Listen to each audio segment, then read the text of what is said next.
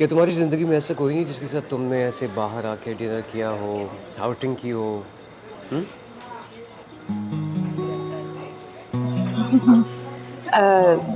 नहीं, लेकिन तुम क्यों पूछ रहे हो? अरे ऐसे ही पूछ रहा हूँ। तुम्हें बुरा लगा तो I am sorry for that. नहीं नहीं नहीं, आई डिडंट माइंड, लेकिन मुझे अजीब लगा तुम्हारा क्वेश्चन। वैसे अक्सर तुम्हारी क्लास की लड़कियों के बॉयफ्रेंड्स होते हैं। मैंने भी सुन के कि तुम्हारा कोई बॉयफ्रेंड नहीं है।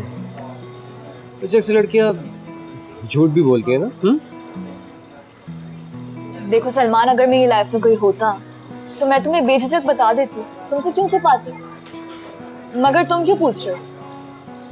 अरे नहीं, वैसे ही पूछ रहा था। होता है ना इंसान की ज़िंदगी में कोई ऐसा, तो मुझे लगा कोई है, तभी तुम मेरे साथ डिनर करने में हेजिटेट फील कर रही हो। हुँ? देखो ऐसी कोई बात नहीं,